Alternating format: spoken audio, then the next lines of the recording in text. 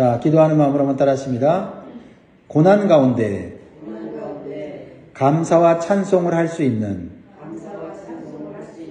역설적인 신앙과 소망을 주소서. 아멘.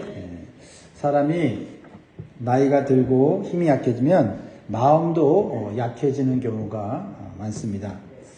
그리고 또한 고난이 지속되고 더욱 심해지면 마음이 꺾이고 절망이 가득해지는 것이 일반 사람들의 모습입니다. 그러나 오히려 나이가 들수록 마음의 의지가 더욱 강해지고 고난이 더욱 심할수록 소망이 더욱 커지는 경우도 있더라라는 겁니다. 바로 사람이 역설적인 신앙을 갖게 될 때 그렇게 되더라라는 겁니다. 오늘 본문에서 이러한 역설적인 신앙을 시편 기자인 다윗의 모습에서 발견할 수가 있습니다.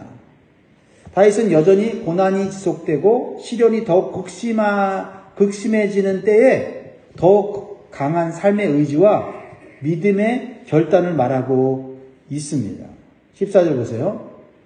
나는 항상 소망을 품고 주를 더욱더욱 찬송하리이다. 평안할 때 이렇게 고백하는 게 아니에요, 지금. 고난 속에 있을 때. 아니, 고난이 더 심해지고 있는데 다윗은 나는 항상 소망을 품고 주를 더욱더욱 찬송하겠다라는 것입니다.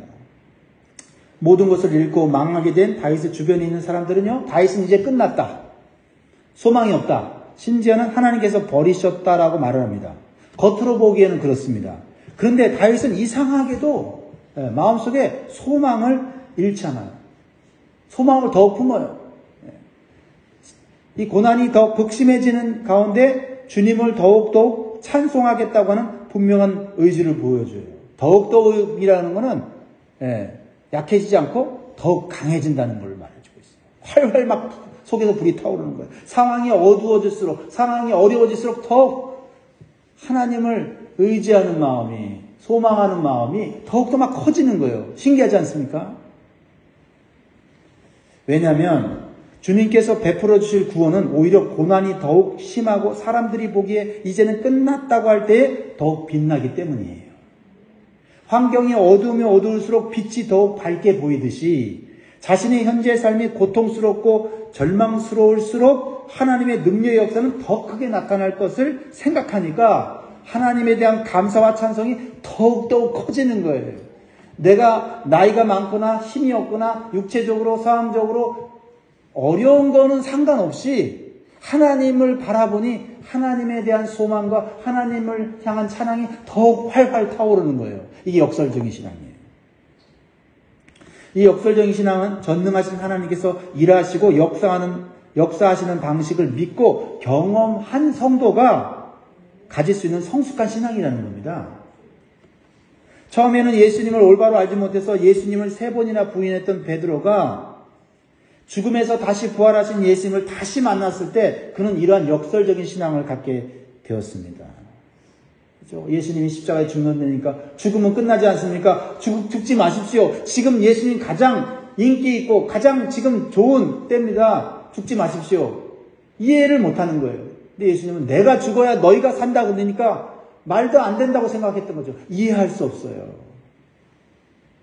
그런데 부활하신 예수님을 만나고 났을 때 죽음까지도 초월하는, 죽음까지도 극복하는 예수 그리스도의 능력, 하나님의 구원의 능력을 봤을 때 생각이 바뀐 거예요. 신앙이 바뀐 거죠. 역설적인 신앙을 갖게 된 거예요. 그래서 핍박받고 고난받는 성도들에게 이상하지만 확신 있는 권면을 하는 겁니다. 예수 믿는데 의롭게 사는데 핍박받고 고난받고 고통이 심한 그러한 상황 가운데 있는 그리스도인들이 흔들리는 거잖아요. 왜 예수님 믿는 것이, 의롭게 사는 것이 왜 핍박받는 것인지 이해가 되지 않는 거죠.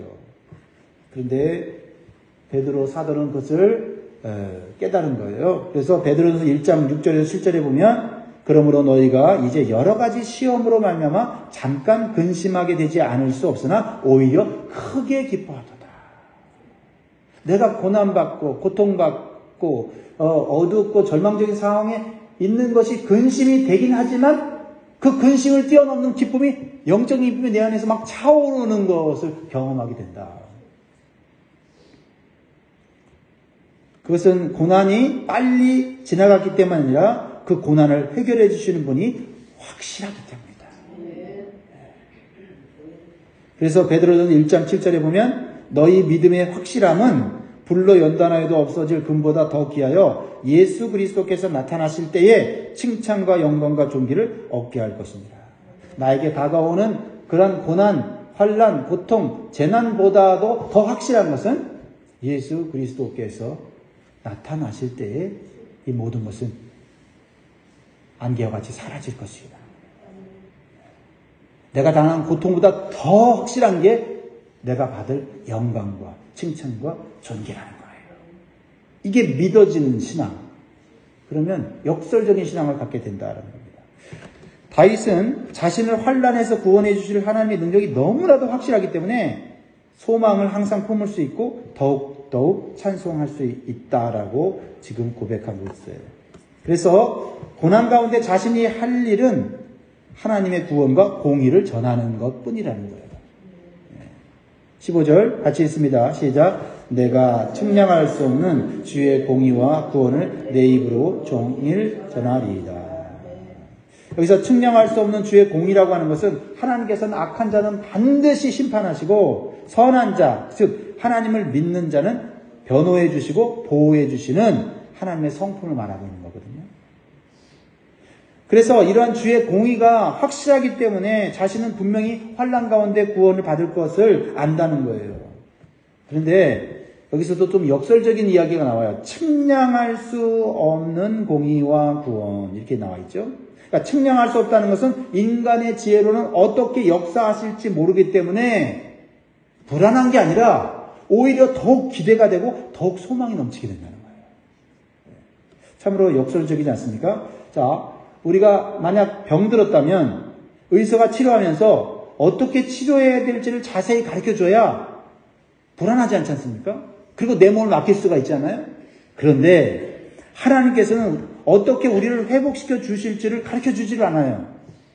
그러면서 회복시켜 주시겠다고 말해요.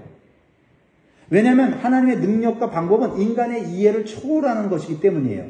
그래서 이것을 믿는 믿음을 가질 때 소망이 더욱 넘치게 되는 거예요. 측량할 수 없는 구원을 경험하게 되는 거죠. 그러니까 내가 이렇게 구원해 주시면 좋겠다, 이렇게 해결해 주시면 좋겠다라고 하는 내 생각을 뛰어넘어서 측량할 수 없는 하나님의 능력을 보여주니까 하나님께서 구원하시겠다라고 말씀하실 때는 어떻게 구원하실지는 모르겠는데 더 기대가 되는 거예요. 그러니까 찬송이 더욱 많아지는 거예요. 이해가 되시죠? 출애굽한 이스라엘 백성들이 뒤에는 애국 군대가 쫓아오고 앞에는 홍해가 가로막고 있을 때 하나님을 원망하고 이젠 죽게 되었다고 절망했어요. 하나님, 출애굽시킨 10가지 재앙은 대단했는데 어떻게 하나님 이 홍해 앞에 가로막는 이 막다른 골목으로 인도하셨어요? 하나님 능력이 한계가 있는 거 아니에요? 이해할 수가 없는 거예요. 막다른 골목으로 인도하셨어요. 하나님이 끝까지 인도하시지는 못하는구나. 실수하시는구나 하고 생각했다라는 겁니다. 측량할 수 없는 하나님의 구원을 이해할 수 없어서 원망하고 불평했다라는 겁니다. 그런데 기도하던 모세는 이스라엘 백성들에게 측량할 수 없는 놀라운 하나님의 기적을 보여줘요. 그것은 홍해를 반으로 갈라서 마른 땅처럼 건너가게 합니다. 그리고 반대로 악한 바로 왕의 군대는 그 바닷속에 수장시키시는 놀라운 심판을 하시는 것입니다. 그래서 모세가 이러한 하나님의 측량할 수 없는 구원을 행하기 전에 불평하고 원망한 이스라엘 백성들에게 다 설명할 수가 없잖아요. 이해가 안 되니까. 그래서 뭐라고 선포했냐면 출애굽기 14장 13절에 보면 모세가 백성에게 이르되 너희는 두려워하지 말고 가만히 서서 여호와께서 오늘 너희를 위하여 행하시는 구원을 보라. 보기만 해라. 이해가 안 된다고 원망하고 불평하지 말고 보기만 해라. 너희가 오늘 본 애굽 사람을 영원히 다시 보지 아니하리라. 이게 역설적인 신앙을 가진 사람의 고백이에요. 그래서 다윗은 도저히 감당할 수 없는 큰 환난 중에 이러한 하나님의 공의와 구원이 확실하지만은 측량할 수 없기에 더욱 소망과 기대를 갖게 되고 그래서 찬양할 수밖에 없다는 거예요.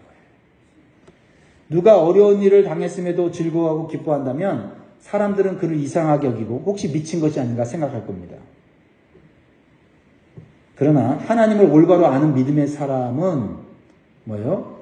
측량할 수 없는 이 하나님의 능력과 공의를 그 고난 가운데서도 그런 의심하고 오해하고 조롱하는 사람들에게 전한다는 거예요. 전한다. 왜? 확실하니까.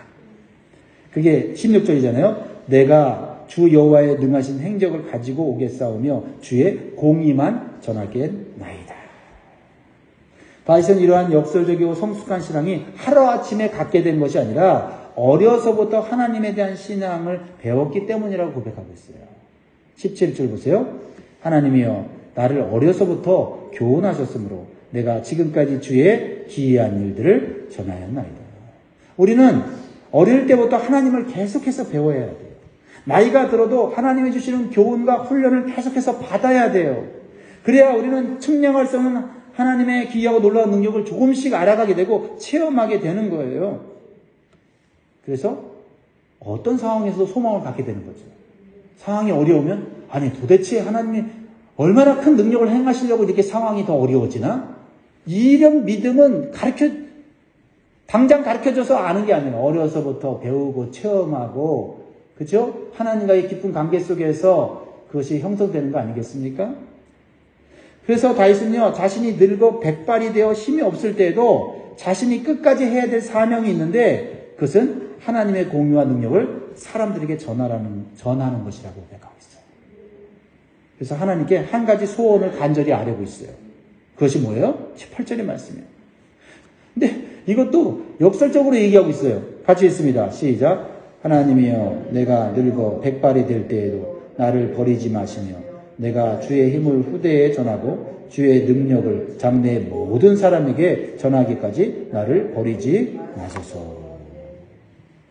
하나님 보고 나를 버리지 말래요.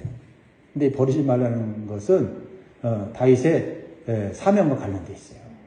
세상적 기준으로 보면 사람이 백발이 될 정도로 늙게 되면요 쓸모없는 존재라고 여기기 쉽습니다. 그래서 많은 노인들이 인생의 항원에 신체적으로 약해지면서 마음도 약해지고 스스로 불안과 의욕감퇴와 우울증을 겪습니다. 내가 좀만 젊었더라면 내가 젊은 시절에는 내가 뭔가 사람들에게 도움도 주고 사람들에게 힘을 줄 수 있는 일을 할 수 있었을 텐데 늙어지니 내가 오히려 아무것도 할 수 없고 사람들한테 패망 끼치는 것이 아닌가 하는 그런 우울감을 갖게 된다는 겁니다. 그래서 자식들 앞에서도 늙으면 빨리 죽어야지 하고 자조 섞인 말을 하는 것입니다.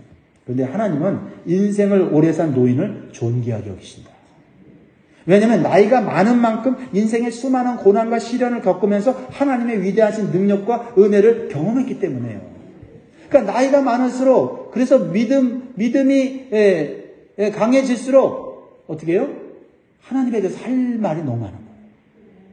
젊은 사람들은 믿음이 있지만 열정이 있지만은 하나님에 대해서 모르는 게 있기 때문에 때로는 낙심하게 되고 포기가 되는데 나이가 늙어서 육체적인 힘이 없는데 상황이 어려워져도 소망을 품고 그 마음 가운데 하나님을 향한 찬송이 더욱 넘치는 거는 내 인생을 돌이켜볼 때 진짜 흑암 같은 어둠 속에서 더 하나님의 역사는 크게 일어나더라 하는 것을 경험하기 때문이에요. 그러니까 그런 것을 젊은 사람들에게 얘기해 주고 싶은 거예요. 하나님 나 버리지 마세요. 나 아직 할 일이 있어요. 나 입술로 이 하나님의 위대하신 역사를 간증하면서 할래요. 그래서 한 사람도 하나님의 사람 만들고 싶어요. 그래서 하나님께 당당하게 하나님 나 버리지 마세요 라고 기도하겠다는 거죠. 아직 어리고 젊은 다음 세대 자녀들에게 후손들에게 하나님에 대해서 지식적으로 뿐만 아니라 생생한 삶의 경험과 체험으로 하나님을 가르칠 수 있다는 거야. 그 속에서 불이 타는 거예요. 열정이 타오르는 거예요. 의지가 타오르는 겁니다.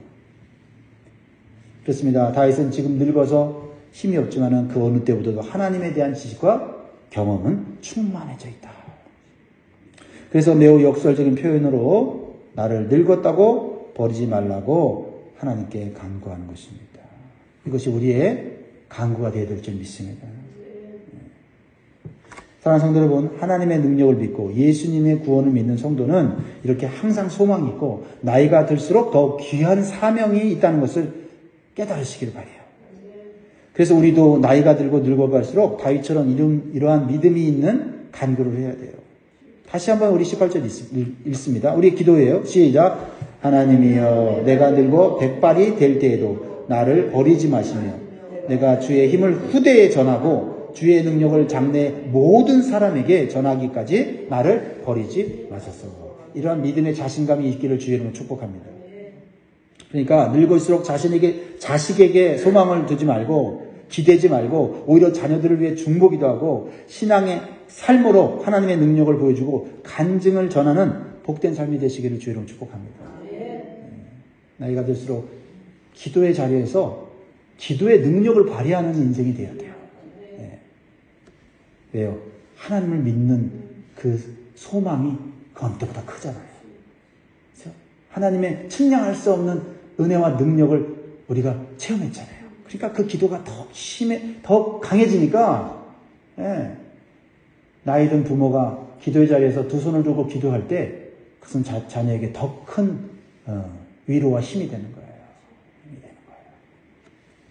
다윗은 이제 더욱 적극적인 기도를 합니다. 무엇입니까? 자신을 극심한 고난의 자리에서 끌어올려 회복시켜달라는 기도를 하는데 여기서 그치지 않고 자신을 더욱 창대하게 해달라고 기도해요. 노년에 하나님 한 번 더 나를 창대하게 해주세요. 그 이유가 있어요. 19절부터 21절 보면 하나님이여 주의 의가 또한 지극히 높으시니이다. 하나님이여 주께서 큰 일을 행하셨사오니 누가 주와 같으리까. 우리에게 여러 가지 심한 고난을 보이신 주께서 우리를 다시 살리시며 땅 깊은 곳에서 다시 이끌어 올리시리이다. 나를 더욱 창대하게 하시고 돌이키사 나를 위로하소서. 다윗의 이러한 기도는 인생의 말년에 고난에서 벗어나 그냥 평안한 삶을 사는 정도가 아니라 자신의 삶을 더욱 창대하게 해달라는 거예요. 다시 왕의 주의를 회복시켜 주셔서 내가 마지막 백발이 되어 죽는 그 순간까지도 하나님이 얼마나 위대하신 분인지 좀 간증하면서 살게 해달라는 거거든요.